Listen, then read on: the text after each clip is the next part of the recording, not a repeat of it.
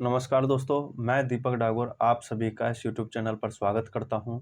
दोस्तों, राजस्थान में एक वैकेंसी आ गई है नई और उसी के ऊपर हम आज चर्चा करने वाले हैं। आपकी जो वैकेंसी है पशु पर्चर के नाम से आई है, ठीक है? पशु पर्चर जिसे हम जलधारी भी कहते हैं और क्या कहते हैं इसको? जलधारी, ठीक है? जलधारी के नाम से भी इसे जानते हैं।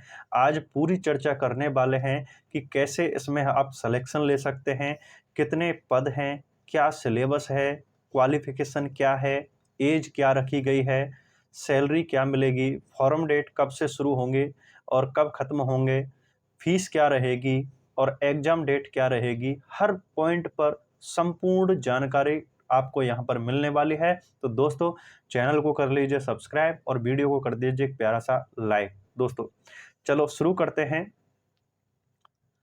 तो देखिए, जो विज्ञप्ति आई है, मैंने आपके सामने खोल के रखी हुई है, ठीक है? 6 तारीख को विज्ञप्ति जारी कर दी गई है और इसमें जो पोस्ट का नाम है, यानी कि अधीनस्थ बोर्ड के द्वारा दिया गया है। किसके द्वारा?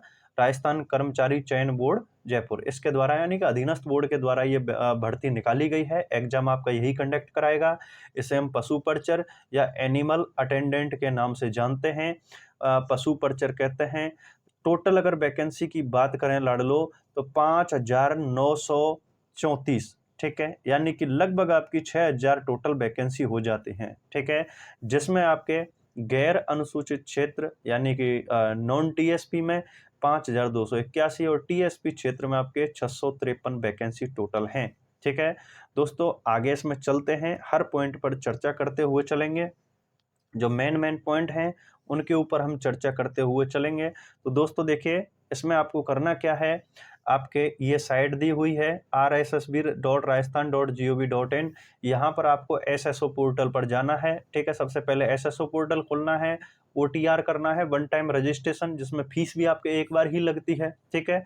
और एसएसओ के माध्यम से फॉर्म भरा जाएगा, वहाँ पर लिंक आ जाती है, ठीक है? अगर आप स्वयं भरना चाहते हैं, बाकी अगर ई मित्र से भरना चाहते हैं, तो इतना याद रखना दोस्तों कि आप जो मोबाइल नंबर दो, ठीक है? मोबाइल नंबर और ईमेल आईडी जो दो, ईमेल आईडी, ठीक है? और इस ईमेल आईडी का पासवर्ड याद रखना, क्योंकि आगे चल करके आपका इसी ईमेल आईडी से एडमिट कार्ड निकलेगा, ठीक है दोस्तों? चलिए आगे चलते हैं।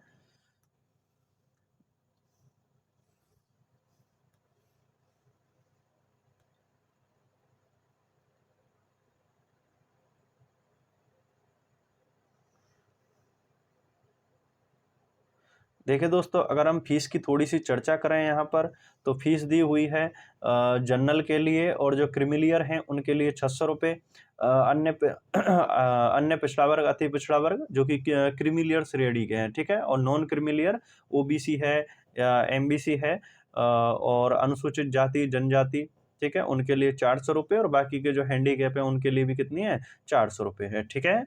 ये हो जाएगा। इसके बाद में आगे चलते हैं। यहाँ पर आपके जो पोस्ट हैं उनका वो दे रखा है, वर्गीकरण कर रखा है, यहाँ पर क्लासीफाई कर रखी हैं पोस्टें, ठीक है?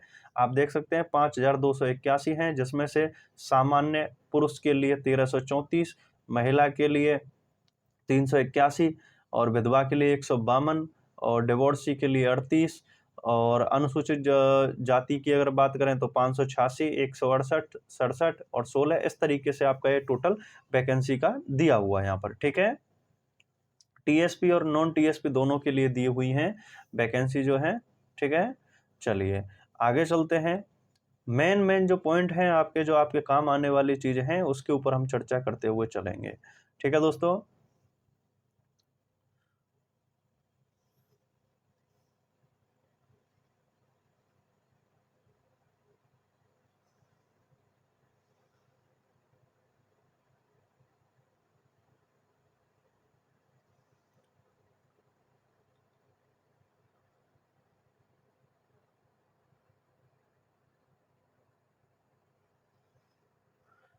देखिए, भूतपूर्व सैनिक हैं, उनके लिए 12.5% कोटा रहता ही है। यहाँ पर आपके देख सकते हैं 12.5% एक्स सर्विसमैन के लिए कोटा रहता ही है। स्पोर्ट्स वालों के लिए 2% कोटा होता है, ठीक है? स्पोर्ट्स के लिए कितना होता है? 2%, ठीक है? ये 2% स्पोर्ट्स के लिए और जो एक्स सर्विसमैन हैं, उनके लिए 12.5% होता है, ठीक है? दोस्तों चैनल को सब्सक्राइब कर लीजिए और वीडियो को कर दीजिए शेयर, ठीक है। पूरी विज्ञप्ति आपके सामने अब यहाँ है। स्पोर्ट्स वाले हैं उनको जो आपके खेल संस्था हैं वहाँ से आपका सर्टिफिकेट होना चाहिए। ऐसे नहीं है कि आप कहीं से भी फर्जी बनवा के ले आओ, उसका कोई मतलब नहीं निकलेगा फिर, ठीक है दोस्तों। तो इस चीज़ का आप थोड़ा सा ध्यान रखें। और आगे हैंडीकैप के लिए है, हैंडीकैप के लिए जो बने हुए हैं रूल्स वो हैं ही, सभी भर्तियों में सेम ही होते हैं, ठीक है।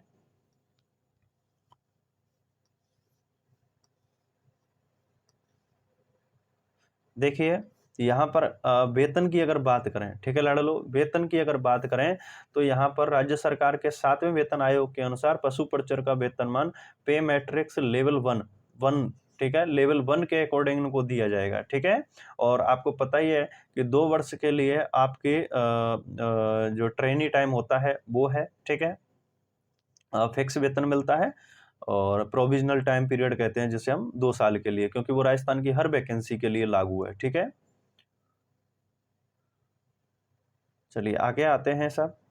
आगे आपके क्वालिफिकेशन क्या है उसके ऊपर थोड़ी सी चर्चा कर लेते हैं। तो देखिए सेकेंडरी है, यानी कि आपको 10th पास होना जरूरी है, ठीक है। आपको हिंदी का ज्ञान होना चाहिए और राजस्थान की संस्कृति का ज्ञान होना चाहिए, ठीक है। अच्छा, इसमें आपका सिर्फ और सिर्फ क्या है, एग्जाम, ठीक है। इंटरव्यू वगैरह नहीं है इसमें, आपका टोटल एक एग्जाम है और उसी के अकॉर्डिंग आपका सिलेक्शन होगा, ठीक है।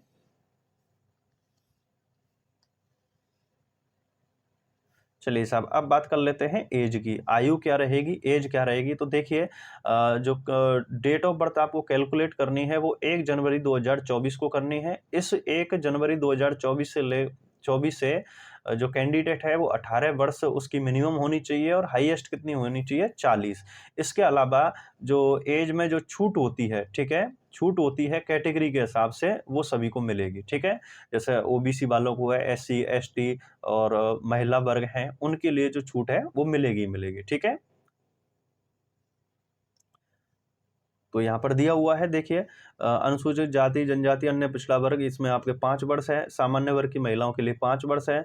अनुसूचित जाति जनजाति की महिलाओं के लिए कितनी है, 10 वर्ष की, ठीक है।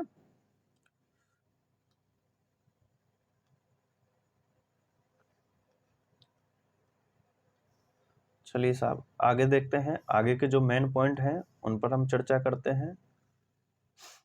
तो देखिए भाई, एक इसका भी ध्यान रखना है, जैसे आपकी अगर शादी हो चुकी है तो आपको मैरिज सर्टिफिकेट ये बनवा के रख लेना है, ठीक है। बाद में फिर अब आपको बड़ी दिक्कतें आती हैं।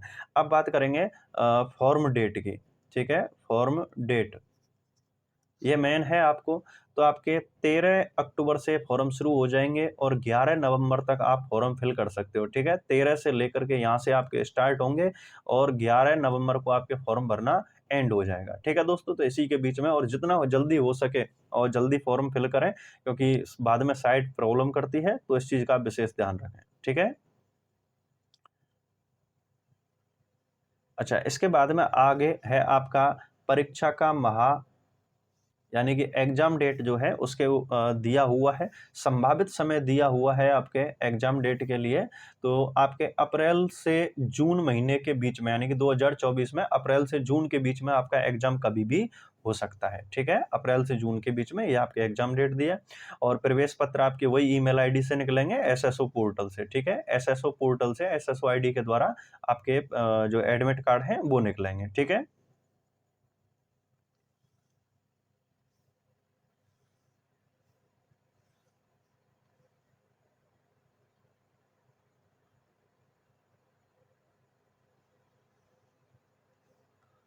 एक भाई आपको फोटो का थोड़ा सा ध्यान रखना है, कभी जब भी क्या है कि फॉर्म रिजेक्ट हो जाते हैं, ठीक है। तो फोटो की जो बैकग्राउंड है वो सफेद या हल्के रंग की होनी चाहिए, ऐसा नहीं लाल चट हो एकदम से, या फिर येलो कलर की हो। इस तरीके का थोड़ा सा ध्यान रखना है, या तो स्काई ब्लू होनी चाहिए, ठीक है, या फिर आपके व्हाइट कलर की होनी चाहिए। और जो फोटो का साइज लगाया जाता है, अगर आप स्वयं कर रहे हैं तो इस हिसाब से, यानी कि देखो ये साइज लगेगी फोटो की, ठीक है। फोटो और साइन की साइज का ध्यान रखना है अगर आप स्वयं इसको अप्लाई करते हैं तो, ठीक है। बाकी ई मित्र वाले से कराते हैं तो उन्हें तो पता ही रहता है कि कौन से साइज में करने होते हैं, ठीक है।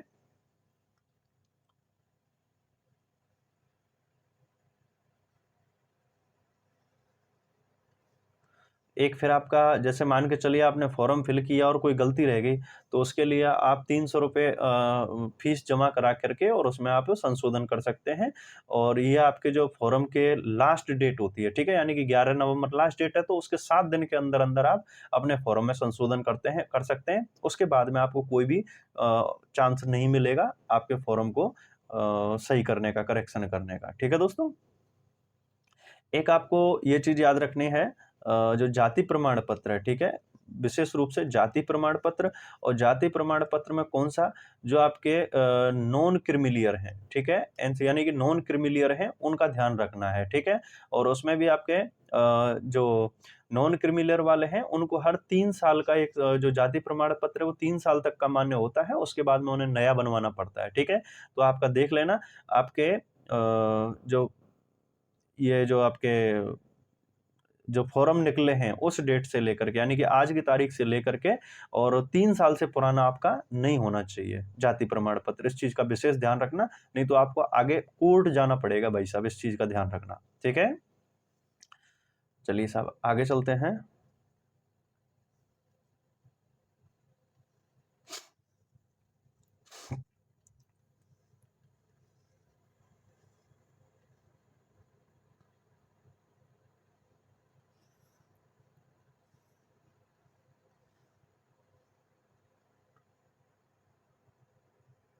हाँ जी, ये आपका मेन पॉइंट है, अभी यहाँ थोड़ा-सा आप ध्यान देने की कोशिश करेंगे। अब हम बात करेंगे सिलेबस के बारे में, ठीक है दोस्तों? सिलेबस के बारे में बात करने वाले हैं। तो देखिए आपके 2 पार्ट में होना है, ठीक है? 2 पार्ट में होगा, भाग आ, बा, ठीक है? इसमें फर्स्ट पार्ट में आपके 105 क्वेश्चन होंगे, 105 नंबर के, और सेकंड पार्ट में आपके 45 होंगे और 45 नंबर के होंगे। टोटल जो पेपर है वो आपका 3 घंटे का होगा, यानी कि 150 क्वेश्चन आएंगे। कितने नंबर के? 1.5 नंबर के, और 1/4 इसमें क्या रहेगा, नेगेटिव मार्किंग रहेगी, और 40% नंबर आपको लाना जरूरी है, ठीक है। 40% किसको लाना है? जनरल और ओबीसी के लिए, ठीक है, जनरल ओबीसी के लिए। बाकी का इनको तो लाना है 40%, और एससी एसटी के लिए कितना लाना है? 35%, ठीक है, 35% एससी एसटी को लेकर के आना है, ठीक है। तो इस चीज का ध्यान रखें। और आगे जो आपका सिलेबस है वो दिया हुआ है पूरा एक्सप्लेन करके, ठीक है। ध्यान रखें पेपर ज़्यादा टफ नहीं आएगा, क्योंकि इसमें मेन जो है वो आपका फर्स्ट पेपर की भूमिका रहेगी। और अगर फर्स्ट पेपर आप अच्छे से पढ़ते हो इसमें, यानी कि आपके एक तो राजस्थान जीके है, ठीक है, राजस्थान जीके है, जिसमें आपके राजस्थान राज्य के विशिष्ट संदर्भ के साथ माध्यमिक स्तर यानी कि 10th स्तर का, ठीक है, सामान्य ज्ञान यानी कि आपका जनरल नॉलेज, जिसमें दैनिक विज्ञान यानी कि जनरल साइंस है, मैथ है, और आपका सामाजिक अध्ययन है, भूगोल है, इतिहास है, कला, संस्कृति और समसामयिकी, ठीक है। ये यानी कि टोटल आपका राजस्थान जीके है, क्या है? राजस्थान जीके आपको टोटल कंप्लीट करके चलना है। ये आपका फर्स्ट पेपर है। ये कौन सा है आपका? फर्स्ट पेपर, ठीक है। सेकंड पेपर आपका 45 नंबर का होगा, और 45 ही क्वेश्चन आएंगे इसमें, और इसमें मेनली वही पशुओं के बारे में पूछा जाएगा, चारागाह फसल कौन से हैं, उनको आहार कौन सा दिया जाता है, ठीक है। इस संबंधित जो क्वेश्चन है वो पूछे जाएंगे, ठीक है। और यही आपका लास्ट यहाँ पर है। और बाकी अगर आपको फिर भी कोई प्रॉब्लम आती है तो अधीनस्थ बोर्ड के द्वारा जो हेल्पलाइन नंबर जारी किया गया है इस पर आप कॉल करके, और बाकी की अगर कोई आपकी प्रॉब्लम है तो उसका सॉल्यूशन ले सकते हैं। और दोस्तों अगर आपको समझने में या फिर किसी चीज़ का आपके क्वेश्चन रह जाता है तो आप कमेंट करके ज़रूर बताइएगा, मैं आपके कमेंट का रिप्लाई करूँगा। और दोस्तों फिर कह रहा हूँ आपसे कि देखो, मैं एक चीज़ कह करके चलूँगा आपसे कि जब मैं कोई भी नोटिफिकेशन डालता हूँ या आंसर की सोल्व कराते हैं या क्लास लेते हैं, तो उसमें से मात्र 2% स्टूडेंट या भाई बहन ऐसे होते हैं जिन्होंने चैनल को सब्सक्राइब कर रखा है, ठीक है। बाकी के 98 से 99% तक ऐसे होते हैं जिन्होंने चैनल को सब्सक्राइब नहीं किया हुआ होता है, ठीक है। तो मैं भाई आपसे कहूँगा, लास्ट वीडियो एंड हो चुका है, तो एक वीडियो को लाइक कर दीजिए और चैनल को कर लीजिए सब्सक्राइब। थैंक यू दोस्तों, बेस्ट ऑफ लक। और इसके लिए पशु परिचय के लिए आपकी क्लासें चलती रहेंगी, ठीक है, क्लास, ये चीज़ ध्यान रखें। हमारे चैनल पर आपको इसकी जो क्लास हैं वो मिल जाएंगी। क्लास में क्या है? थ्योरी की क्लास, ठीक है, थ्योरी की क्लास मिल जाएगी, और एक आपका एमसीक्यू, ठीक है, एमसीक्यू मिल जाएगा। आपके एक वीडियो डाली जाएगी। अभी अब मैं एक राजस्थान हिस्ट्री की आपके मैराथन क्लास आपके लिए लेकर के आ रहा हूँ, ठीक है? तो इस चीज़ का ध्यान रखें, चैनल को सब्सक्राइब कर लें, पूरा डिटेल के साथ में आपको बड़े एन्जॉयमेंट के साथ में आपको पढ़ाया जाएगा और उसमें सीधा मेन फोकस रहेगा आपका पढ़ाने पर और आपके सिलेक्शन पर। दोस्तों चैनल को सब्सक्राइब कर लीजिए, मिलते हैं अगले किसी अपडेट के साथ में और अगली क्लास के साथ में। जय हिंद, जय भारत, जय राजपूताना।